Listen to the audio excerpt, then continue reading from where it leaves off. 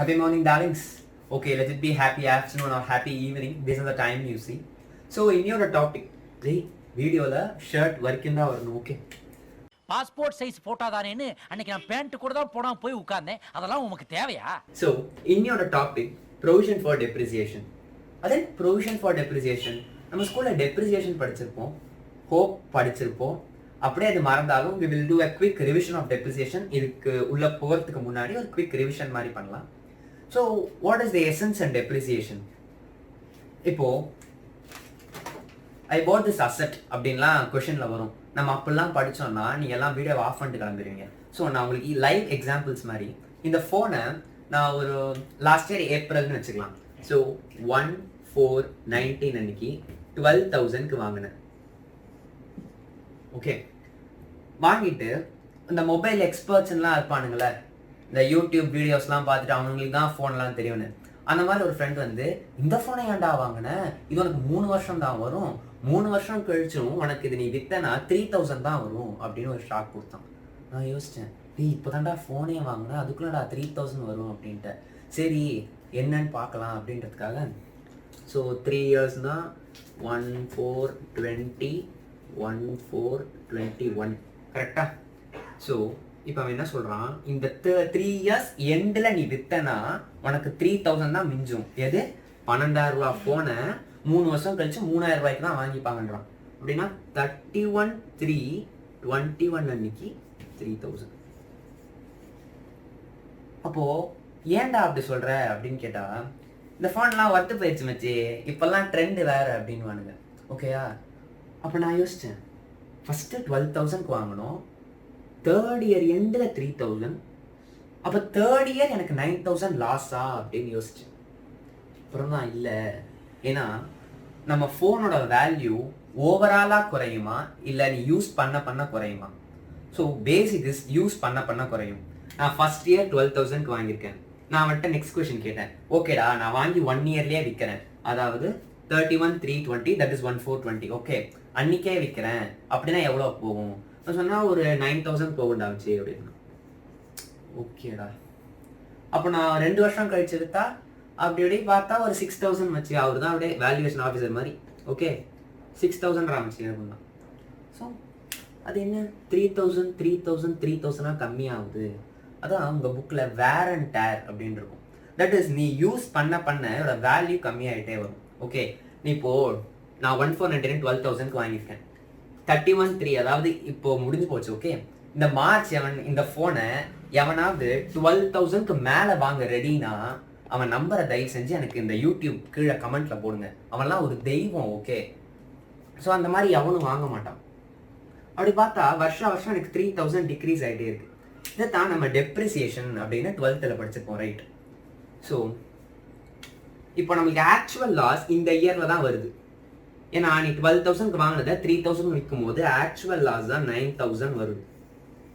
இந்த 9,000 3rd இயர்ல வந்த லாஸா இல்லை 3 இயர்ஸா வந்த லாஸா? ஸோ இட் இஸ் 3 இயர்ஸ் நீ யூஸ் பண்ணதுக்காக வந்த லாஸ். ஸோ அதை 3 வருஷத்துக்கும் பிரித்து கொடுக்கறது தான் நம்ம ஒரு ஃபார்முலா போட்டிருப்போம், cost minus scrap value by life அப்படின்னு.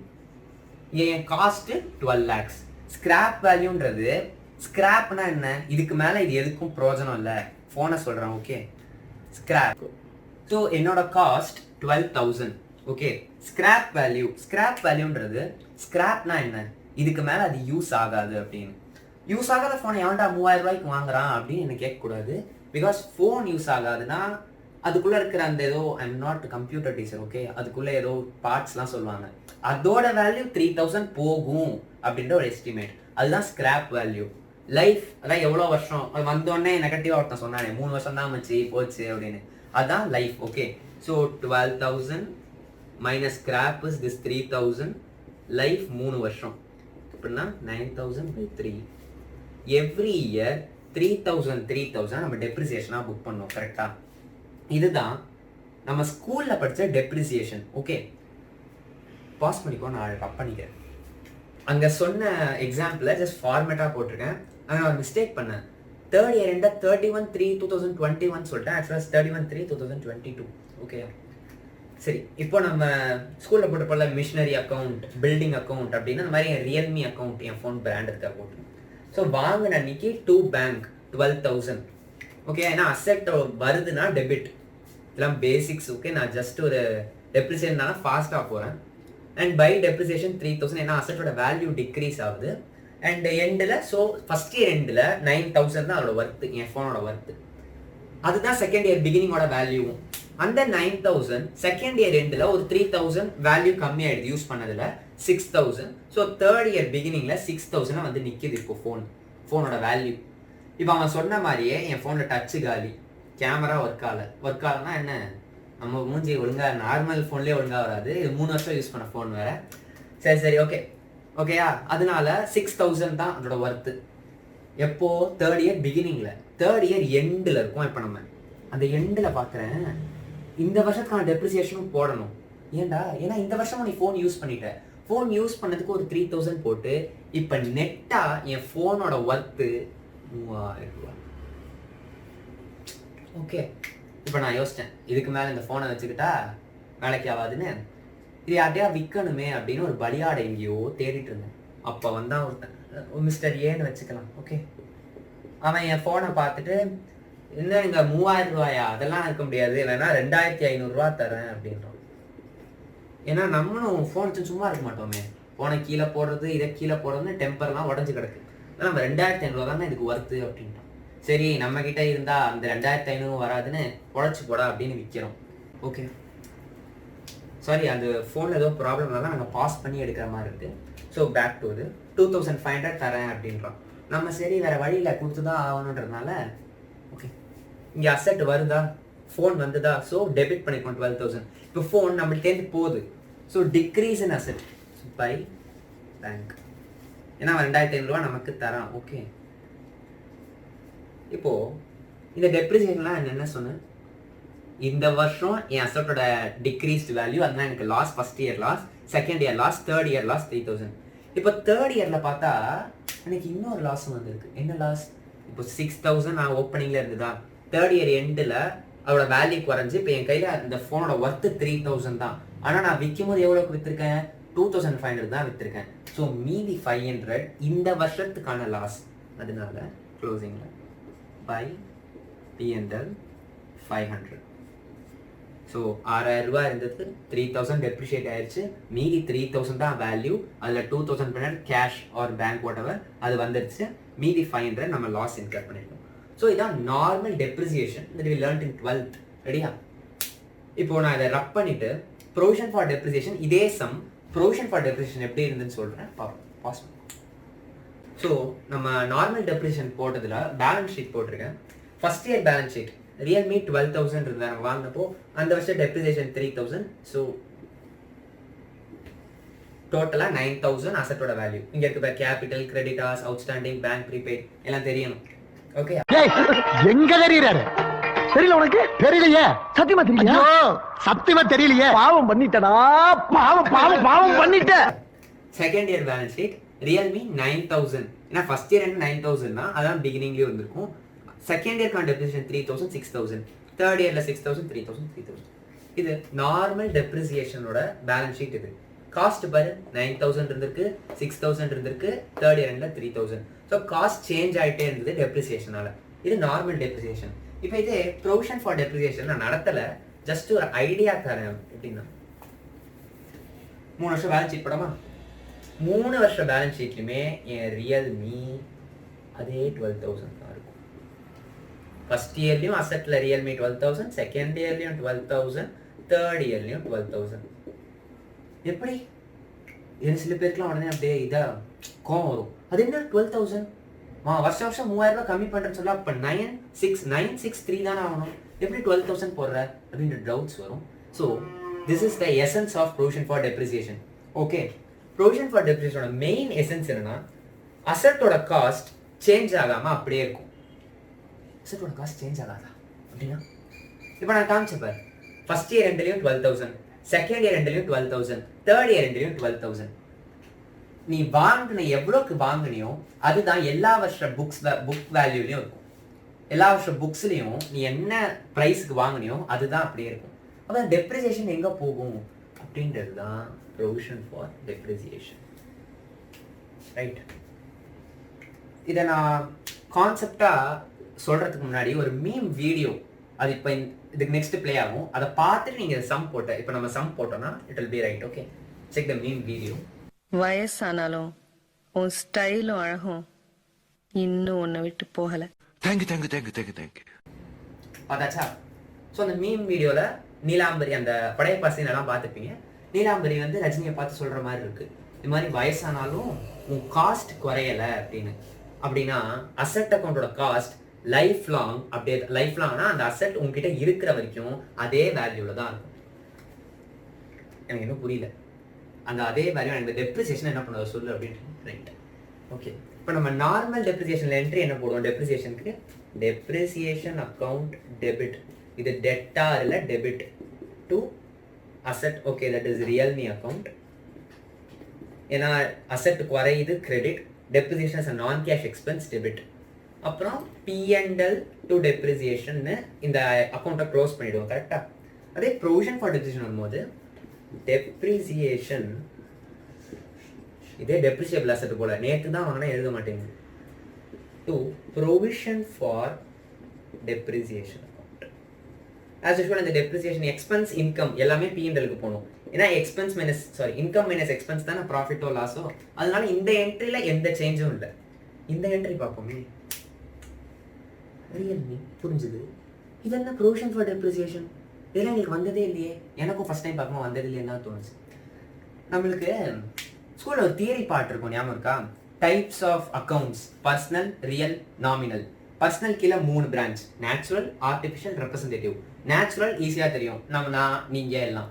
ஆர்டிஃபிஷியல்னா கம்பெனிஸ், இன்ஸ்டிடியூஷன்ஸ். இந்த ரெப்ரசன்டேட்டிவ்னு ஒன்று இருக்கும், புக்கை பார்ப்போம். ரெப்ரசன்டேட்டிவ் ஒரு லைன் தான் டெஃபினேஷன் இருக்கும், சரி மக படித்து எழுதிடலாம் அப்படின்னு. அதுக்கான மீனிங் தெரியாது. ஸோ இங்கே வருது பாருங்க. இப்போ இந்த ப்ரொவிஷன் ஃபார் டெப்ரிசியேஷன் எதை குறிக்குது? அசெட்டோட வேல்யூ கம்மியாச்சு, ஓகே, அதை குறிக்குது. சரி, அதுக்கு ரியல்மீனே போட்டுக்கலாமே. அது வந்து ஃபார்மேட் என்ன கேட்கக்கூடாது, ஓகே. ஸோ அந்த ரியல்மிக்கு பதிலாக ப்ரொவிஷன் ஃபார் டெப்ரிசியேஷன் சீரியல்லாம் போடுவாங்களே, இவருக்கு பதில் இவர், கரெக்டா? அந்த மாதிரி ரியல்மிக்கு பதில் நம்ம ப்ரொவிஷன் ஃபார் டெப்ரிசியேஷன். இதுதான் ரெப்ரசன்டேட்டிவ் ரியல் அக்கௌண்ட். ஏன்னா இங்கே ரியல்மின்றது ரியல் அக்கௌண்ட். ஆனால் எங்களுக்கு ரியல் ரெப்ரசன்டேட்டிவ் பர்சனல் மட்டும் தான் இருந்திருக்கு, அது ஸ்கூல். ஓகே, ரெப்ரசன்டேட்டிவ் பர்சனல் வரைக்கும் இருக்கிறது ஸ்கூல். ஒரு பர்சனை ரெப்ரசென்ட் பண்ணுற அக்கௌண்ட் ரெப்ரசன்டேட்டிவ். இங்கே இப்போ அசெட் இது ரெப்ரசென்ட் பண்ணுது, ஸோ இதான் ரெப்ரசன்டேட்டிவ். இதுதான் basics for provision for depreciation. Entry பாரு, டெப்ட் ரியல்மி account, normal depreciation, debit to provision for depreciation, provision for depreciation. Okay, அப்போ வருஷம் ப்ரொவிஷன் ஃபார் டெப்ரிசியேஷன் போடணுமா? ஆமாம் போடணும். ஆனால் பேலன்ஸ் ஷீட்டில் வெறும் அசெட் சைடில் ரியல்மி தானே போட்டிங்க, ஏன் மைனஸ் ப்ரொவிஷன் ஃபார் டெப்ரிசியேஷன் போடல? இங்கே மட்டும் மைனஸ் டெப்ரிசியேஷன் அப்படி தானே போட்டிங்க பேலன்ஸ் ஷீட்டில். அதான் பாப்போமா, பாஸ் பண்ணிக்கூடாது, ரப் பண்ணிடு. இப்போ இந்த ரியல்மி சம்மே ப்ரொவிஷன் ஃபார் டெப்ல எப்படி போடுவோம்? இந்த ப்ரொவிஷன் ஃபார் டெப்ரிசியேஷன் சம் கேட்டான்னு வச்சுக்கோங்க, பேப்பர் செலவு கொஞ்சம் ஜாஸ்தியாகும். ஏன்னா நார்மல் டெப்ரிசியேஷன் போட்டோம்னா அசெட் அக்கௌண்ட் போடுவோம், டெப்ரிசியேஷன் அக்கௌண்ட் போடுவோம். இங்கே வந்து அசெட் அக்கௌண்ட், அப்புறம் டெப்ரிசியேஷன் அக்கௌண்ட், அப்புறம் ப்ரொவிஷன் ஃபார் டெப்ரிசியேஷன் அக்கௌண்ட். ரைட்டா? இப்போ அசெட் அக்கௌண்ட்ல இங்கே அசெட் அக்கௌண்ட் நான் என்ன சொன்னேன்? இந்த படையப்பா மீம் ஸ்ட்ரைக் ஆகணும். நான் கான்செப்டாக சொன்னா நீங்கள் மறந்துருப்பீங்க, அதனால தான் அந்த ஒரு மீம் வச்சு சொன்னோம். இந்த படையப்பா என்ன சொன்னால் எவ்வளோ வருஷம் ஆனாலும் காஸ்ட் அப்படியே சிம்பிள். ஃபஸ்ட்டு வாங்குறியா 2 பேங்க்ஸ் அடிச்சு விடு 12,000, உடனே பை பேலன்ஸ் கேரி டவுன் 12,000. அந்த மாதிரி 3 வருஷத்துக்கும் 12,000 12,000 12,000. இந்த கான்செப்ட் புரியுதா? அதாவது 2 பேலன்ஸ் பை பேலன்ஸ் இதெல்லாம் எது சோம்பேறித்தனமா இருக்குடா. 2 பேங்க் 12,000, அந்த வருஷம் க்ளோசிங்ல அதே காஸ்ட், இந்த வருஷம் ஓப்பனிங் அதே காஸ்ட், க்ளோசிங் அதே காஸ்ட், ஓப்பனிங் இதே காஸ்ட், க்ளோசிங் இதே காஸ்ட். டெப்ரிசியேஷன் என்ன என்ட்ரி சொன்னேன்? Depreciation to provision for depreciation. Okay, அப்போ டெப்ரிசியேஷனில் to provision for depreciation. First இயர்க்கு எவ்வளோ பட்டோம்? 3,000. கரெக்டா? அப்போ பை பிஎன்எல் பை பேலன்ஸ்னு போடக்கூடாது. நான் depreciation expense account, asset account, liability account, அதாவது ரியல் பர்சனல் அக்கௌண்ட்டில் மட்டும்தான் பேலன்ஸ் வரும். இதெல்லாம் பிஎன்எல்க்கு ட்ரான்ஸ்ஃபர் பண்ணிடணும். 3,000 3 வருஷத்துக்கும் அதே என்ட்ரி தான்.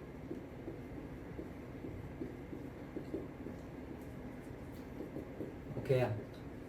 இப்போ இது ரெண்டு சிம்பிளாக சூப்பராக இருக்கே. ஆமாயா, ஏன்னா அதே நம்பர்ஸ் தான் எல்லா இயரும் போகுது. இப்போ provision for depreciation account entry என்ன போட்டோம்? Depreciation to provision.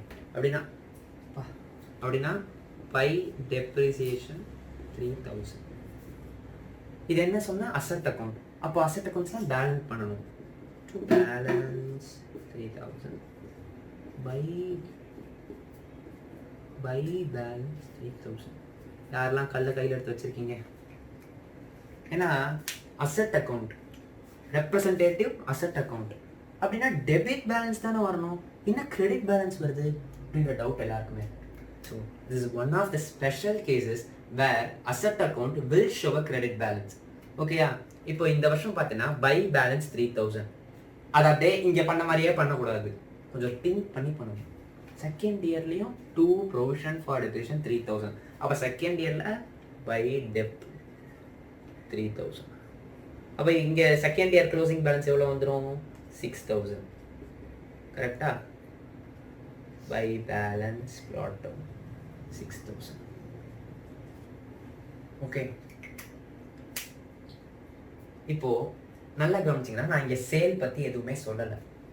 ஃபஸ்ட்டு தான் நம்ம சேல் பார்த்தோம், இங்கே நான் சேல் சொல்லலை. ஏன்னா சேல் வந்து கொஞ்சம் காம்ப்ளிகேட்டடாக இருக்கும் ப்ரொவிஷன் ஃபார் டெப்ரிசியேஷன். நம்ம normal provision for depreciation sum போடுறதுனா ரியல்மி account opening balance closing balance opening balance closing balance opening closing அப்படின்னு வந்துடும். டெப்ரிசியேஷன் ஃபர்ஸ்ட் இயர் சார்ஜ் பண்ணுற P&L எடுத்துகிட்டு போகிறேன். ஃபர்ஸ்ட் இயர் சார்ஜ் பண்ணுற P&L, செகண்ட் இயர் சார்ஜ் பண்ணுற P&L, third year P&L. Provision for depreciation மட்டும் ஃபர்ஸ்ட் இயர் சார்ஜ் பண்ணி balance காமிக்குது, செகண்ட் இயர் இந்த பேலன்ஸ், அப்புறம் இந்த வருஷம் சார்ஜ் பண்ணதுக்கு பேலன்ஸ், அதோட டோட்டல் பேலன்ஸ் 6000. தேர்ட் இயர்லையும் பை பேலன்ஸ் ப்ராடம் 6000. இந்த வருஷம் டெப்ரிசியேஷன் எவ்வளோ போட்டிருக்கோம்? 3000. எழுதணும்னா அது ஸ்க்ரீனில் எழுதணும். ஸோ நீங்களே ஞாபகம் வச்சுக்கணும், பை டெப்ரிசியேஷன் 3000. அப்போ இங்கே என்ன வந்துடும்? To balance 9000. இப்போ அப்படியே கொஞ்சம் பேக்வேர்டு போனால் ஃபர்ஸ்ட் எக்ஸாம்பிள் என்ன பார்த்தோம்? 12,000, 3000 ஸ்கிராப். அப்போ நம்மளுக்கு டோட்டல் டெப்ரிசியேஷன் எவ்வளோ வந்தது? 9000. இங்கே க்ளோசிங் பேலன்ஸ் என்ன? 9000. இப்போ இதை என்ன கன்க்ளூட் பண்ணலாம்? Provision for depreciation account will show accumulated depreciation. accumulatedனா ஒன்று கூடி, அதாவது கொரோனாவில் நம்ம எது பண்ணக்கூடாதோ அதை பண்ணுது ப்ரொவிஷன் ஃபார் டெப்ரிசியேஷன். இந்த வருஷம் 3000 first year, second year first இயரோட 3000 அதுக்கிட்ட இருக்கு, செகண்ட் இயரோட 3000 இருக்கு. அப்படின்னா செகண்ட் இயர்ல டோட்டலாக 6000 வச்சிருக்கு, தேர்ட் இயர்ல அந்த 6000, தேர்ட் இயர் டெப்ரிசியேஷன் 3000. இப்போ நான் இவ்வளோ போர் அடிச்சது, பாதி பேர் தூங்கியிருப்பீங்க, இல்லை ஹெட்செட்டை கழட்டி வச்சுருப்பீங்க, இல்லை சொல்ல முடியாது யூடியூபே அந்த வீடியோவே எடுத்துருப்பீங்க. எடுத்தா நான் சொன்னது கேட்காது, சாரி. ஓகே, இதுக்கும் ஒரு மீம் ரெடி. அந்த மீம் பார்த்துட்டு நம்ம ஒரு பெரிய சம் தரேன், அந்த சம் போடலாம். Okay,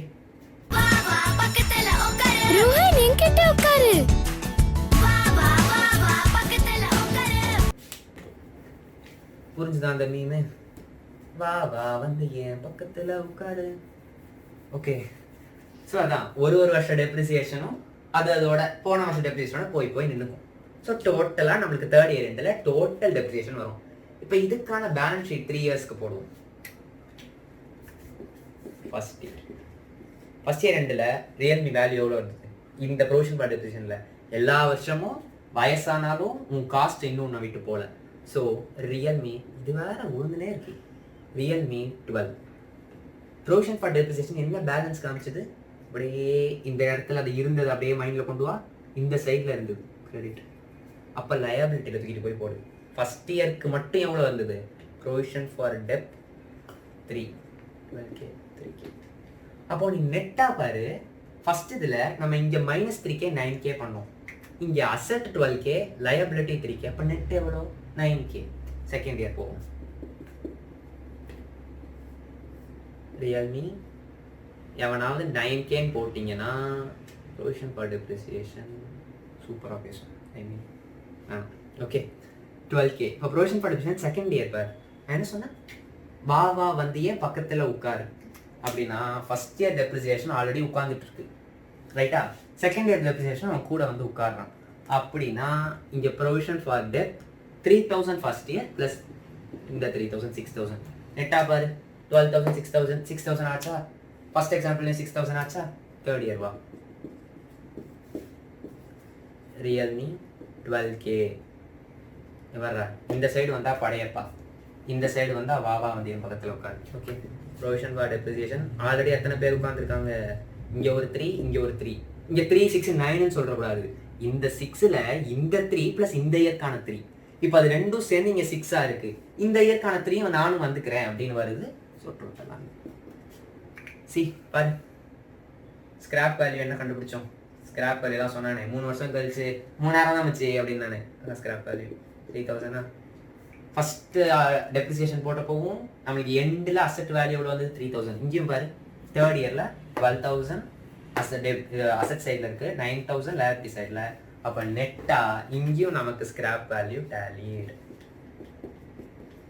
so this is the basic of provision for depreciation சூப்பராக இருக்குல்ல அப்படின்னு நினைக்கலாம் சூப்பராக இருக்கும் இன்னும் நம்ம சேல் பார்க்கல கரெக்டாக ஏன் சேல் என்ன காம்ப்ளிகேஷன்ஸ் அப்படின்னு திங்க் பண்ணணும் சேல் பண்ணால் நம்ம ஃபோன் நம்ம கையை விட்டு போகுது கரெக்டாக கரெக்டு அப்படின்னா நான் என்ன 3000 ரூபாய்க்குள்ளதை அவன் என் ஸ்க்ரீன்லாம் உடஞ்சிருக்குன்னு 2500 ரூபாய்க்கு தான் வாங்கினான் ஆனால் நம்ம இதில் பார்த்தோம் படையப்பா கான்செப்ட் படி பார்த்தா அசெட் அக்கௌண்ட்டில் நம்ம கையில் எவ்வளோ அசெட் இருக்கோ அந்த அசெட்டோட வேல்யூ தான் இருக்கணும் அப்போ நம்ம பாஸ் ஆயிடுச்சா பேர் பாஸ் ஆகலையா ஆனால் எனக்கு சாங் வருது ஒரு நிமிஷம் பாஸ் பண்ணி சாரி அவன் ஃபோன் ரொம்ப படுத்துது நீயும் 3 வருஷம் கழிச்சு வித்துரு ஓகே சரி இப்போ சேல் பற்றி பேசிகிட்டு இருந்தோம் சேல் நம்ம வந்து 3000 ஸ்கிராப் வேல்யூ ஃபஸ்ட்டு கேஸ் போவோம் எவ்வளோக்கு வாங்கினா அந்த ஏன்றவன் 2500 தான் வாங்கினான் 500 லாஸ் பண்ணுறோம்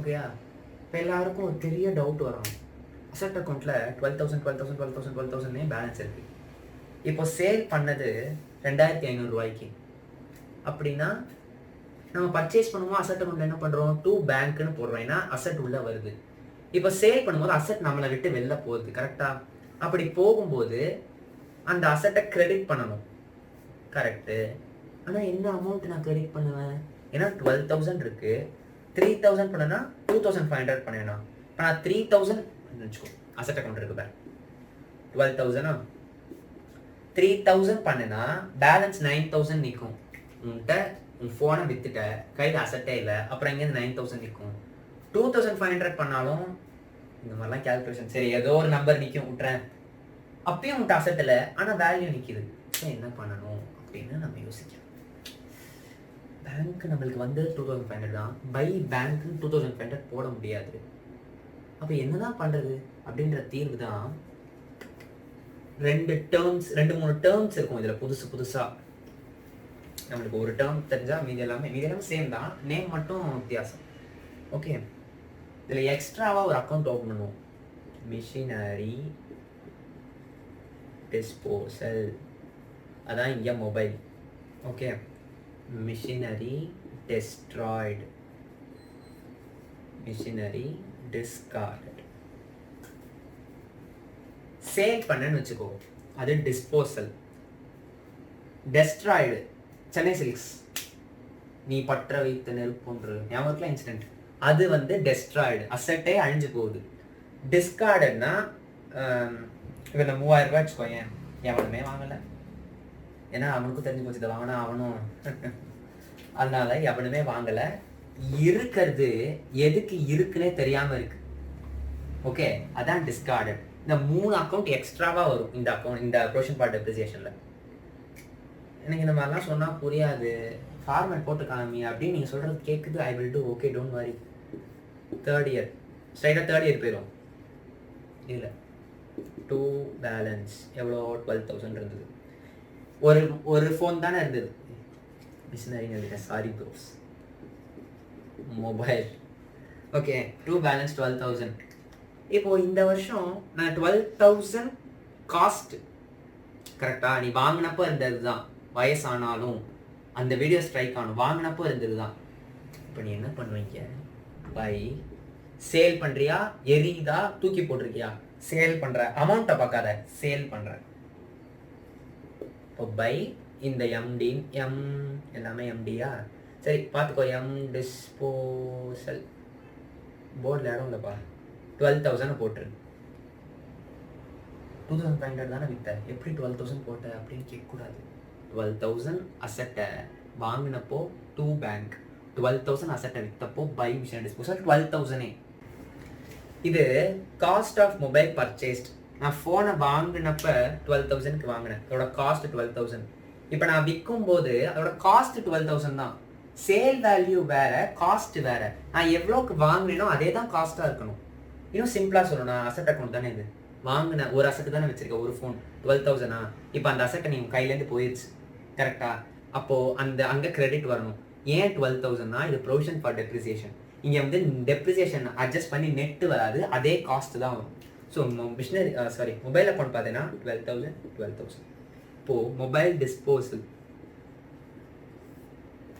டூ மிஷினரியா, டூ மொபைலா, 12,000.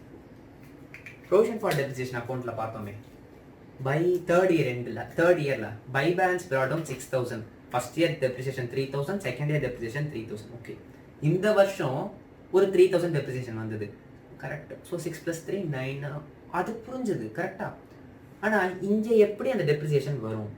இப்போ அந்த 9,000 டெப்ரிசியேஷன் தேர்ட் இயர் எண்டில் உங்கள் கையில் இருக்கிற ஃபோனோட டெப்ரிசியேஷன். இப்போ தேர்ட் இயர் எண்டில் உங்கள் கையில் ஃபோன் இருக்கா இல்லையா?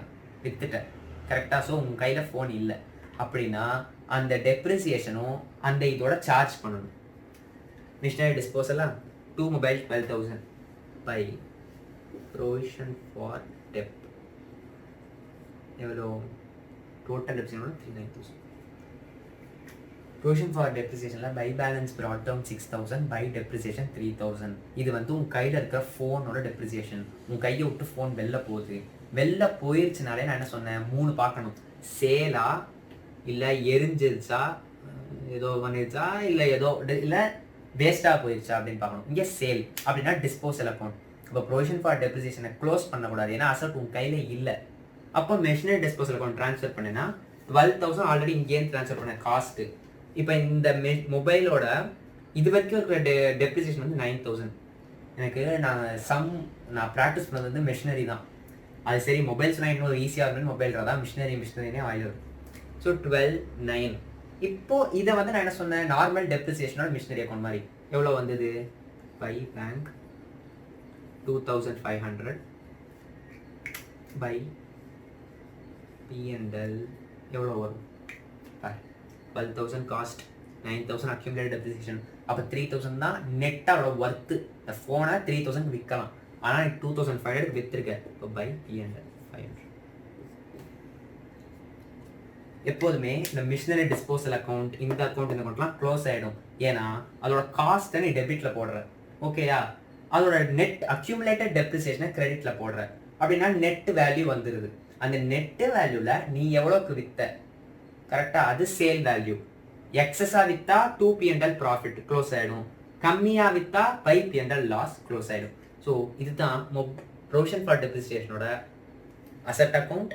ப்ரொவிஷன் ஃபார் டெப்ரிசியேஷன் அக்கௌண்ட் அது அக்யூமுலேட் பண்ணி போடுற அக்கௌண்ட். அப்புறம் மிஷினரி டிஸ்போசல் சேல் பண்ணுறப்போ அந்த அக்கௌண்ட்டை பாஸ் பண்ணி. ரெடி?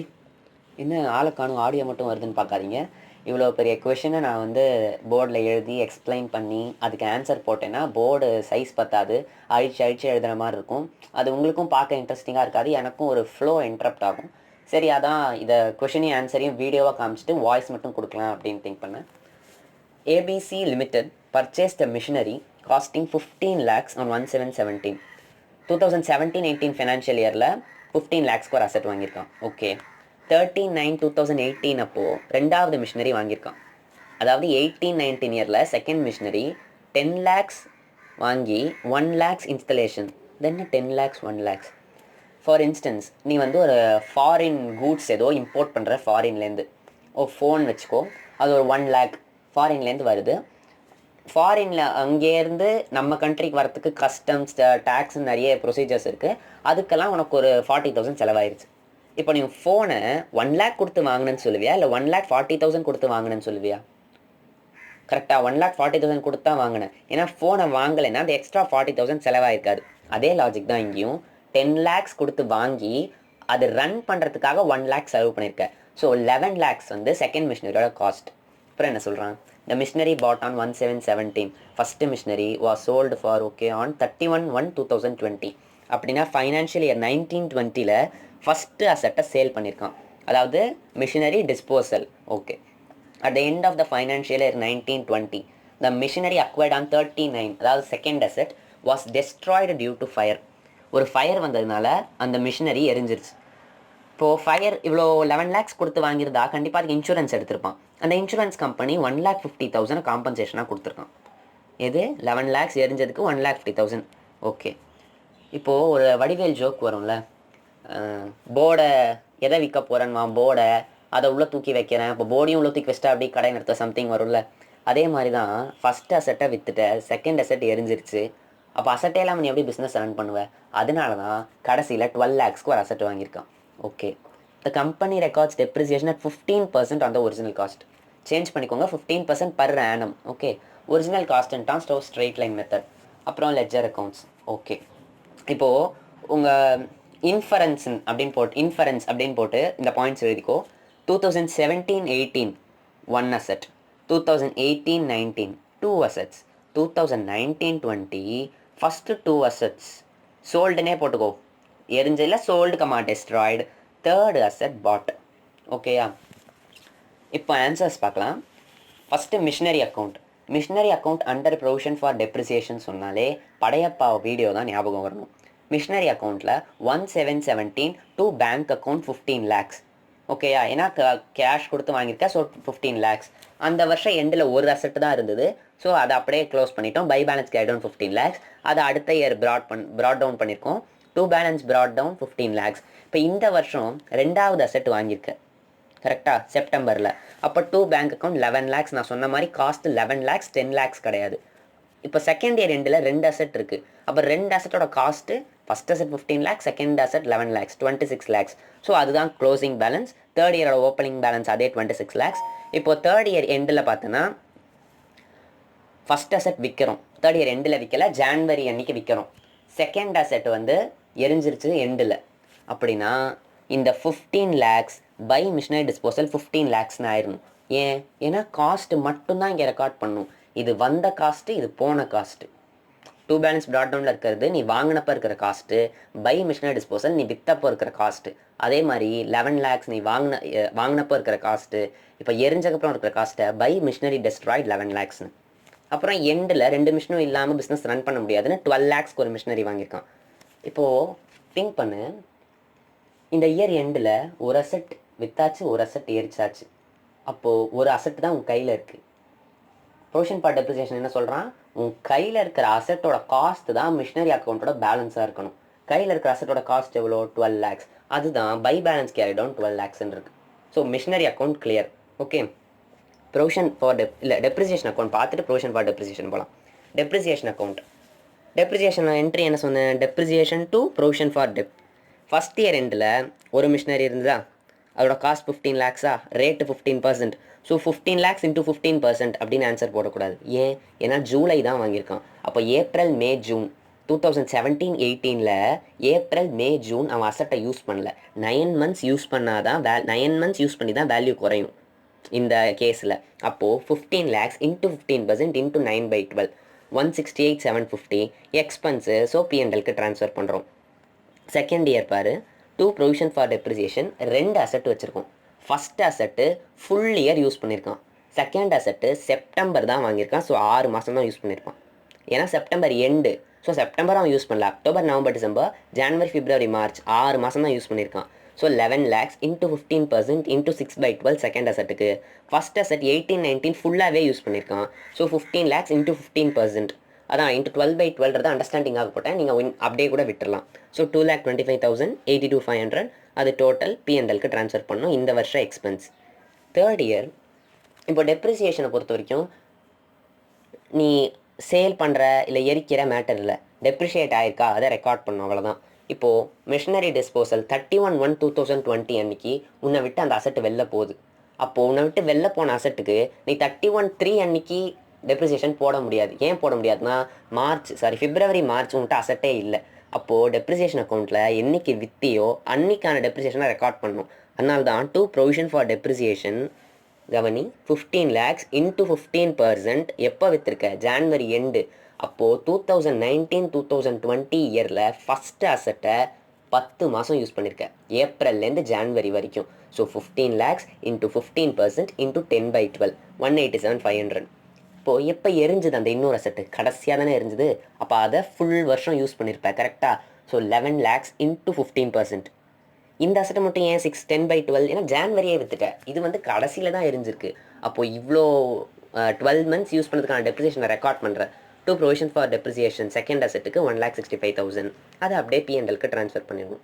ஓகே, இதுதான் டெப்ரிசியேஷனை டெப்ரிசியேஷன் அக்கௌண்ட்டை பொறுத்த வரைக்கும் உள்ள என்ட்ரிஸ் எல்லாம்.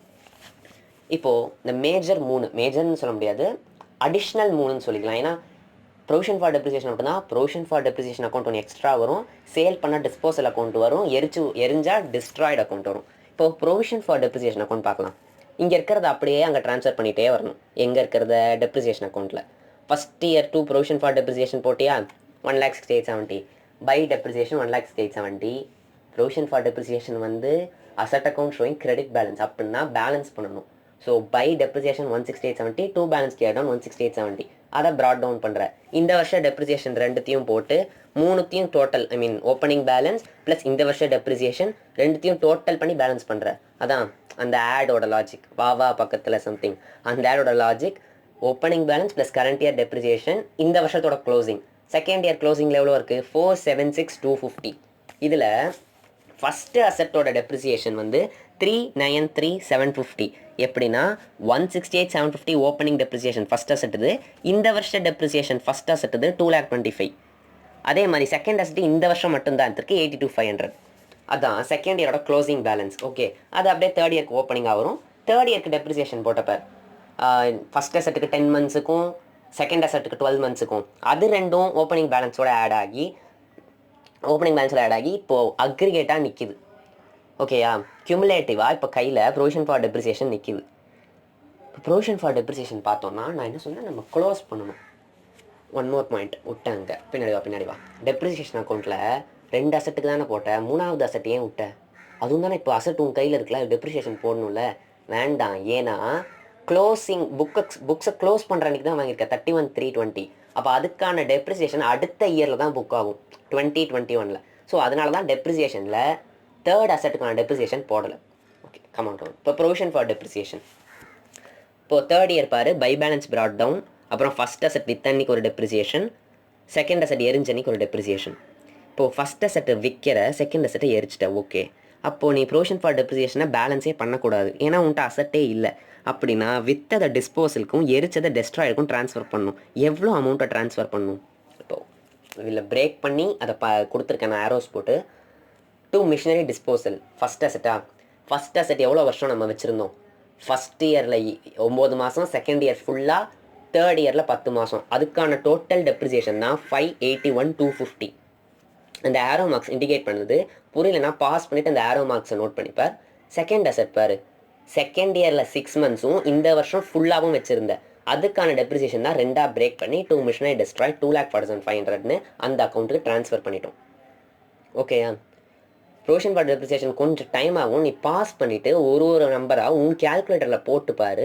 எதுவும் அப்படி டக்குன்னு வரமாட்டேங்குதுன்னா கமெண்ட் செக்ஷனில் இப்போ என்ன குவெரின்னு உனக்கு போடுன்னு அதுக்கு ஆன்சர் பண்ணுறேன். ரெடி? ஓகே, இப்போது இந்த last 2 accounts, machinery disposal, machinery destroyed. Machinery disposal account to machinery account 15 lakhs. ஏன்னா மிஷினரி ஃபஸ்ட் அசட்டு தானே விற்றேன், அந்த காஸ்ட்டை இங்கே ரெக்கார்ட் பண்ணியிருக்கேன். ப்ரொவிஷன் ஃபார் டெப்ரிசியேஷன்லேருந்து இந்த மிஷினரி 3 வருஷம் வச்சுருந்தேன். 3 வருஷம்னா என்ன, 3 வருஷமும் இருந்துட்டு ஆனால் மந்த்ஸ் கணக்கு. ஏன்னா ஃபஸ்ட்டில் 7 months, லாஸ்ட் இயரில் 10 months. ஸோ நான் ரவுண்டாக 3 வருஷம்ன்றேன். 3 வருஷம் யூஸ் பண்ணதுக்கான அக்யூமுலேட்டட் டெப்ரிசியேஷனை ப்ரொவிஷன் ஃபார் டெப்ரிசியேஷன்லேருந்து இங்கே கொண்டு வந்திருக்கேன். அப்போ பாரு, 15 lakhs காஸ்ட்டா, இது வரைக்கும் உள்ள டெப்ரிசியேஷன் 581,250. ஓகேயா, அப்போது இந்த அசட்டோட கரண்ட்டாக அது எவ்வளோ ஒர்த்து? 918,750 தான் அந்த அசட்டோட ஒர்த்து. ஆனால் நமக்கு எவனாவது ஒரு பலியாடு மாட்டுவானான்னு பார்த்தா மாட்டினான். ஆனால் வந்து 9 lakhsக்கு தான் நான் எடுத்துப்பேன் அப்படின்ட்டான். அப்போ மீதி 18,750 நமக்கு loss on sale of asset. ஏன்னா 918,750 worth as of end of third year first asset. ஆனால் நம்ம வித்தது எவ்வளோக்கு? 9 lakhsக்கு. அப்போ 18,750 P&L லாஸ். இந்த அக்கௌண்ட் ஓகேயா?